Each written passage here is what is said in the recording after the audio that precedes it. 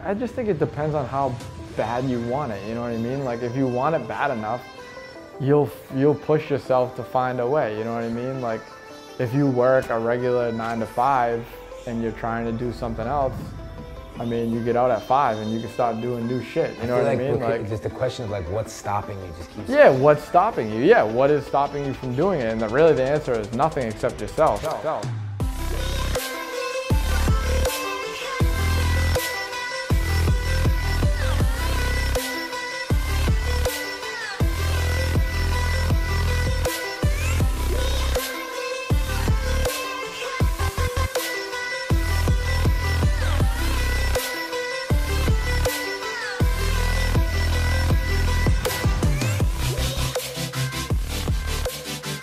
Check it out, we're back, Leaders Create Leaders Season 2. We're in Miami right now at Art Basel because we had to go kick it with my boy Timmy Sneaks. But before we get to the whole painting the Lambo, we're gonna go back to his hometown in Boston, where he grew up and where people said he really couldn't become an artist. It wasn't a real profession, and how he defied all odds and has now become one of the most renowned millennial artists in the game.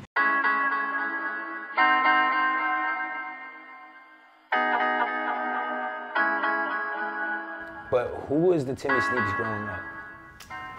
I mean, growing up, it was just, I mean, I was always doodling and, you know, drawing, painting, things like that, trying new things. I always liked making stuff, you know what I mean? Yeah.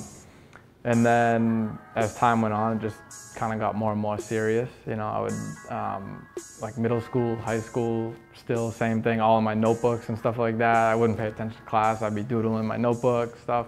And then, you know, when it came time to leave high school, I was looking at schools and, you know, went down to Savannah, Georgia for college. And actually my first major was industrial design, which it was one of those things where it was like, you know, you kind of climb the corporate ladder and it was like real, you know, it was just like, it was gonna be like going to work for a company and yeah, you get to create and things like that, but you really weren't doing your own thing, you know what I mean? So I quickly realized like, I gotta do what I really want to do, you know what I mean? I'm just not gonna be happy in this. And so I switched over to illustration and it was kind of a similar thing. I was, you know, it was more creative, like as far as like we were getting to paint and things like that, but still you came out of school and you were looking to work for a magazine, or, you know, you were kind of your own boss, but you were still gonna work for a magazine, you were gonna have to answer to people. And I just never really had any desire to do that. Like I didn't really want to have to answer to someone and like, not for any other reason, it's not ego or anything like that. You kind of just put yourself in a box. Yeah, I didn't want to like, it's like, okay, you start at this salary and you climb the ladder. It's like, no, I would rather have the chance to make $1 million or have the chance to make no money, because I'll take that any day because I know I'm going to do whatever I can to make the million and not the 0, you know what I mean?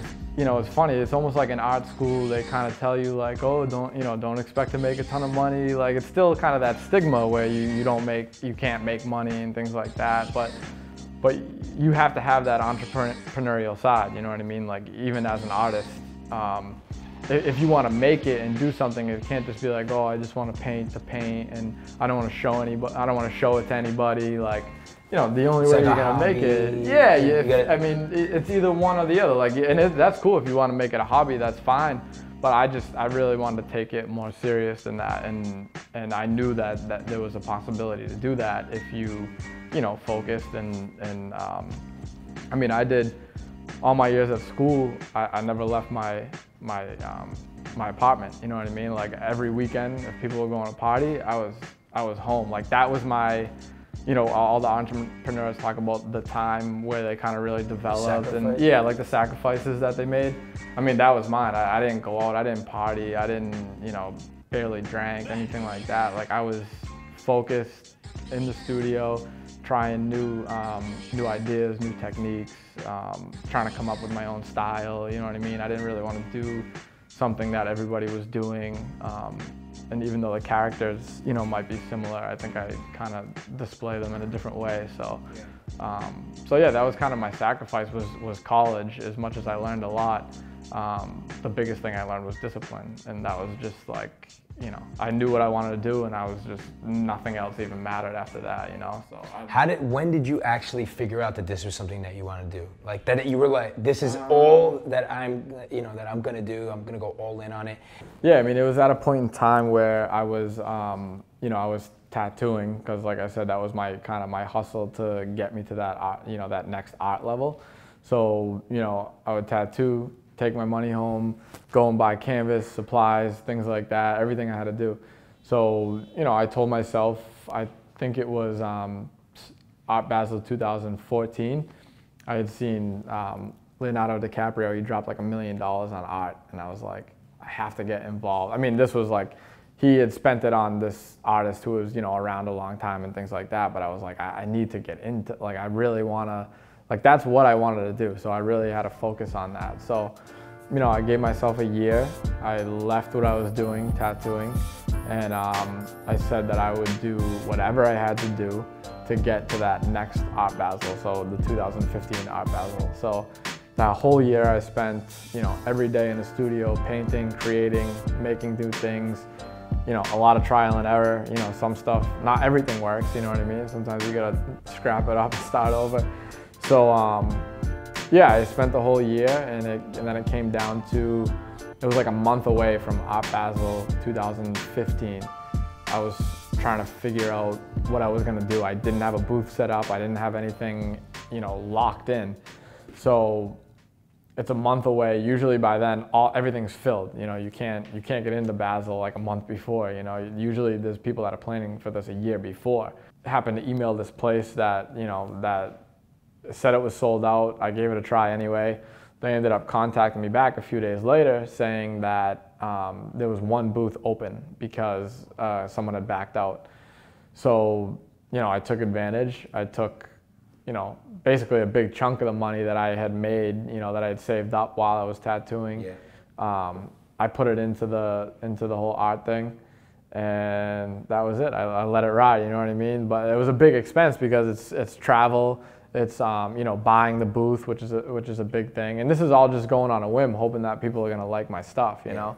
So I had went down, you know, the booths are all, you know, they're all kind of lined up in an auditorium type thing. Everyone has like their own individual gallery space, and there just happened to be a lot of people hanging around my booth. I had people coming up to me being like, you know, what's happening at this booth? You know, it seems like this is where everyone is. So, you know, at that time it was like, you knew the investment paid off. Yeah, it was kind of like, it hit me, and it was like, wow, maybe this is gonna work. You know, this, you know, everything that I had done over this past year, it worked, you know. So, yeah, that was a big moment for me. That was like a moment that I could step back and realize that what I was doing meant something, you know.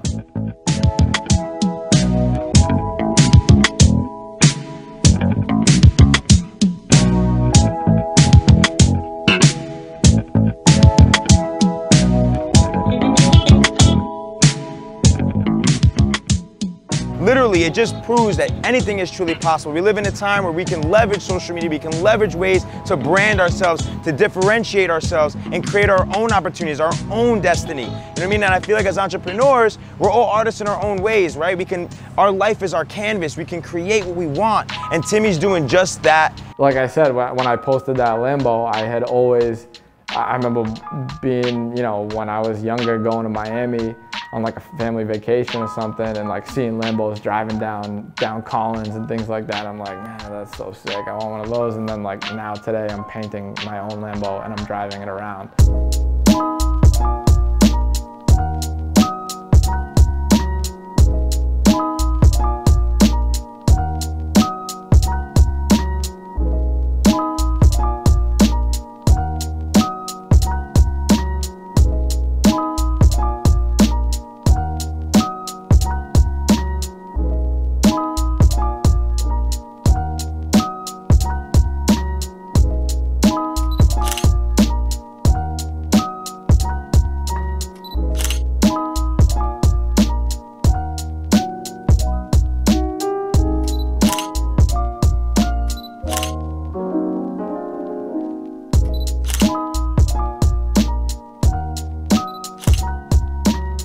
Like art always had this stigma of like, you know, it's very rare that you can make it as an artist, and it's very rare that you can make money before you're dead as an artist, you know what I mean?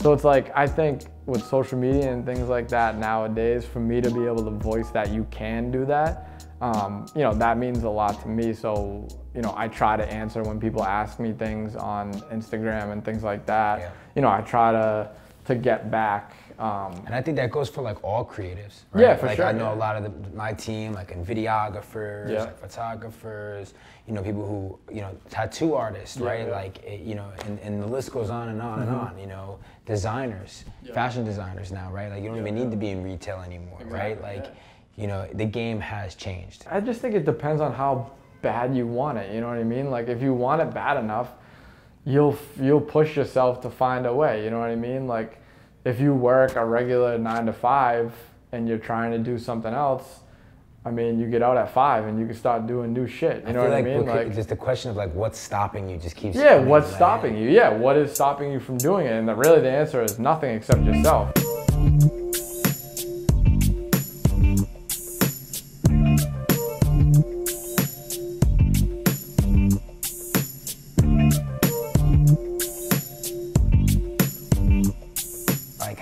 That you've had to overcome different moments of fear throughout your life, or obstacles or adversity? Like, yeah, for sure. I mean, I would say, you know, one that's not even creative is just when I was in 6th grade, my dad had cancer, and you know, it was bad for like a year or so. You know, that was like a serious moment of adversity I became like the man of the house while he was, and I was little, obviously, you know what I mean? And that was just like a serious thing where like my mom was driving him in and out of the city every single day, and you know, he was usually one taking me to hockey practice and all those, you know, things that I was doing growing up. And so in the beginning, that was like a big moment of adversity. It was like a serious thing where it's life or death, you know what I mean? So he lived, which was good, but it was definitely that whole year that happened. It was like, you know, you don't know what's going to happen day to day, you know what I mean? So I think dealing with that, it kind of pushes me now to make me realize that maybe there's certain things that aren't as serious as something that's life or death, you know what I mean? So it's something you just really think in your head, and you're creating that own narrative. But at the same time, because of going through that, it scares the shit out of me knowing that anything could happen at any time. So I better work like fucking crazy, you know what I mean? Because if I'm not working fast enough and then all of a sudden something happens, like, so I think that's another reason why I don't feel like I'm getting my ideas out fast enough.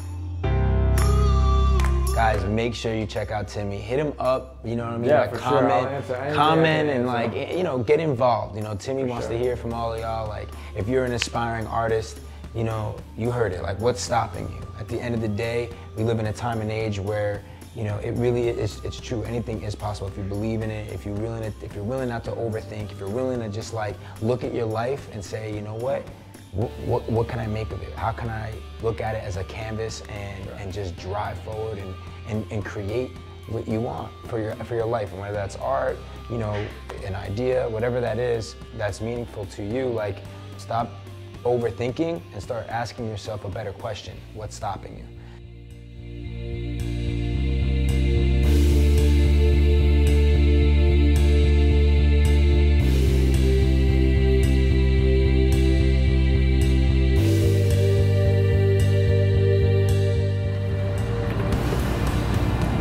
Anything's possible. Chase your dreams.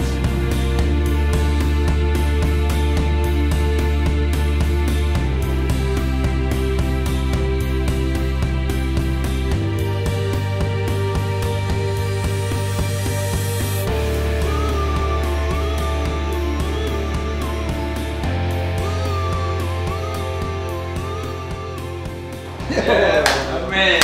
Yeah. Yeah, Timmy Sneaks. How are you, brother? Nice to meet you. Welcome to Pop. Thank you. How old is he? Is he older? He's in his 40s. 40s? Okay. He's a British artist. He worked for Banksy for 7 years. Did he really? Oh. So he's a strong Banksy. I was just going to say, never be able to tell. But the cool thing about this artist is he raised 3 girls by himself. Did he really? So a lot of the work is about. By the way, if you take a look on Yeah. See these 3 pieces on the wall here? Yeah, yeah. These are original drawings by Andy Warhol. They're the original prototypes for a series of prints that he did called the Cowboys and Indians suite. That's amazing. And when you go up and look at them, you can see how deft this guy was with the pencil. Yeah. He was like completely capable. Yeah. And anyone who ever thought that Andy Warhol couldn't draw or couldn't paint. Yeah. I got news for you. Absolutely got news for them. And these are amazing, amazing renditions. Well, you can tell he's just so sure of like, Fearless. his lines and things like Fearless. that. Yeah, like he knows exactly what he's doing. Yeah. And that's one thing I don't think people understand is like sometimes they see artwork and they just, I'm sure people, still say it all the time, oh, my kid can do that. Like, but there's really a lot that goes into it rather than just like, because he did a Campbell's soup can, like he can't do anything else or things I always like that. often get a question. People say, "How long did it take for the artist to make this painting?" I always say, and I go, well, let me see. He's been making art. Yeah, that's exactly. 20 years, maybe. Yeah.